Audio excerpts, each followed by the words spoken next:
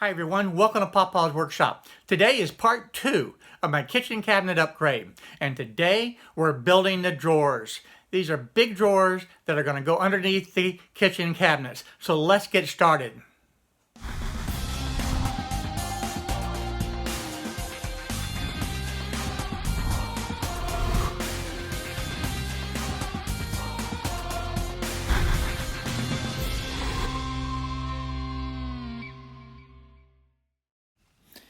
Now the first thing I've got to do is get this plywood into the shop. And there's no better way to do that than with my little two-wheel dolly that I made some time ago. And I'll put a link up top to that video so you can see how it's made. Works fantastic. Now in part 1, I explained that the drawers had to be a total of 9 inches tall. So that's the first step, is to cut the plywood all at 9 inches. And I'm going to put a link up top to be able to show part 1 of the video on how I determine the height of the drawers. Now I measured and calculated how much of the linear feet that I need for these drawer slides. And as it turns out, it's actually going to take a full sheet of plywood to be able to build these 4 drawers that are 32 inches wide by the 20 inches deep. The good thing about this, I have very small amount of waste. I only have a very thin strip left over, and after I cut the exact size of all these drawers, I will have a very small piece left over from those cuts as well. So good use of a full sheet of plywood. Now it's on to cutting the width. The width of the door is actually 32 inches. And if you recall from part 1, the opening was 33 inches, and I said that the drawers had to be 1 inch smaller. And it's important to have this very accurate. So I'm going to double check my measurement and make sure that it's exactly 32 inches. Now it's time to move on and cut the depth of the drawers. Now this measurement's not as critical. The drawer slides that I'm using are 20 inches, so this measurement can be 20 inches without any problem at all. If it's a little bit plus or minus, that's okay. So now I'm going to go ahead and cut all of those to the length. As long as they're all the same length, it doesn't matter. So 20 inches is a good measurement to be using. To do the next phase, I need my auxiliary fence in place because I'm using the dado set to be able to cut this next portion, and that actually cuts into the auxiliary fence. Now to be able to test that cut, all I need to do is just put that right there, and you can see that that is completely flush and that recesses in just right. So this is going to be the front of my drawer, and that is perfect. That's what I want. So I'm going to go ahead and run all of the drawers now on this to face, the 32-inch side. Well, all the drawers are cut now, and that's what one sheet of plywood looks like, all cut. I have very little scrap left over, but that's perfect. That's what I wanted to be able to do. So this is going to give me my 4 large drawers for this cabinet. With the test cut done, and I know that it's going to fit perfectly, it's time to go ahead and cut all of the drawer fronts.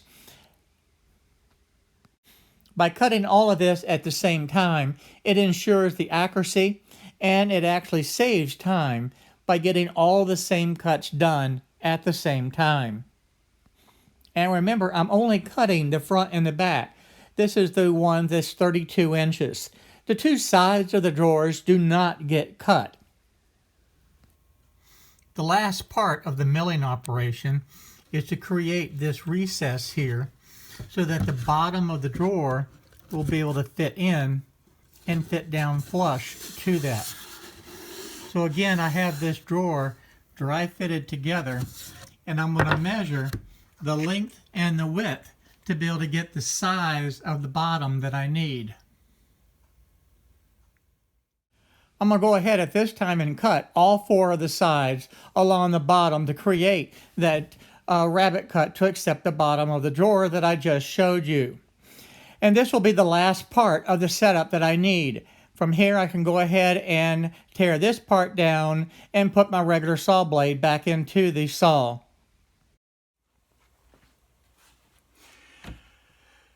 Now I went ahead and just assembled one of the drawers with the clamps, so it's a dry fit.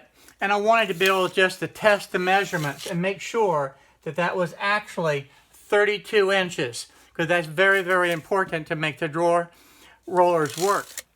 Now the other thing that I wanted to point out, we've got this plywood edge that's showing.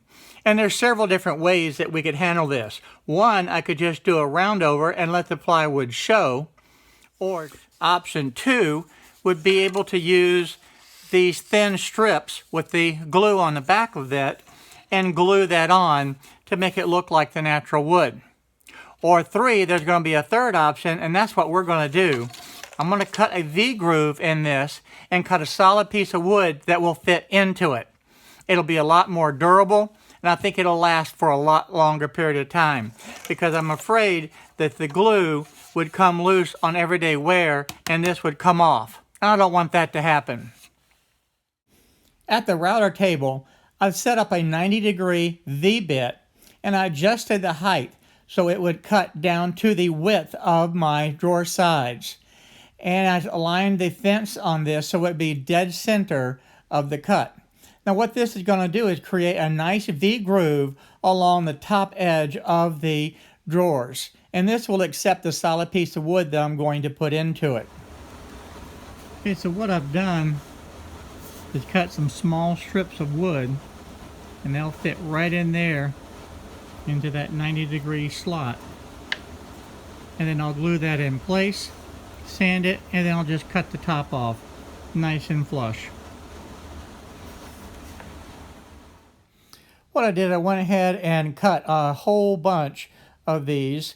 The ones for 20 inches long, I cut 8 of those, and then the ones for the 32 inches, I cut 8 of those as well. And these are all nice square little strips. What I'm going to do is just use the Titebond glue to glue these strips in, and I set the piece up on my vise to be able to hold it vertical. And then I just run the bead of glue down through the groove, and I want to use plenty of glue here. And then I just use my finger, spread it all out so it has good coverage, and then I'll take my little strip and just set it right into place. Now the easiest way to clamp this little strip of wood into place is just with some tape. So I'm going to start, make sure that it's even, and I'm going to start at the center, pull it down tight, and secure it with the tape. And then I'll put several more pieces of tape along the strip to be able to hold it firmly in place. And you know, there's a little bit of glue that's squeezing out. That's good. That's not going to cause any problems at all. And just wipe off the excess and be able to keep going.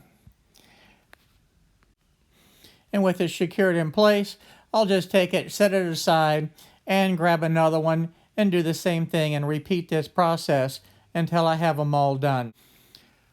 Cutting these little square strips worked out really well, and it just took a little bit of measuring to be able to get where the diagonal was the width of the plywood itself. They fit in very nicely, and with the glue holding it in place, it's going to be able to eliminate the look of the plywood and it'll look like a solid piece of wood, and that's the goal. And with the V-groove, it also makes for a lot more gluing surface, and I think this will last for a long time. With the daily use of these drawers, where you're grabbing pots and pans in and out, I know that you're going to be hitting the sides and the tops of this wood. And I think this V-groove will be able to hold it much, much better than the other methods that I had considered in the beginning. And of course, I think it's going to look a whole lot better too. So I think this is going to be a win-win all the way around. Earlier, I had taken the measurements for the bottoms of these drawers, so I'm just going to go ahead and cut those out now. The measurements for this was 19 7/8 by the 31 1/2. And to be able to cut the full sheet, I did have my router table off to the side acting as a outfeed table to support the plywood. And this is the reason that all of my roll-around tables and machines are the same height as my table saw. It's the only way I can cut a full sheet of plywood. Now that all the glue's dry, I'm just going to go ahead and pull off this tape. With the tape removed, I went ahead and set the table saw back up for the 9 inches, and I'm going to rip off this little edge so it's nice and flat again off of all of them, and then I'm going to sand them. So let's get started with that. Cutting these at the 9 inches brings it back to the original size. The only difference is we don't see the plywood edge anymore. We see a nice smooth edge that looks like real wood. I have to remove this last little bit of material here.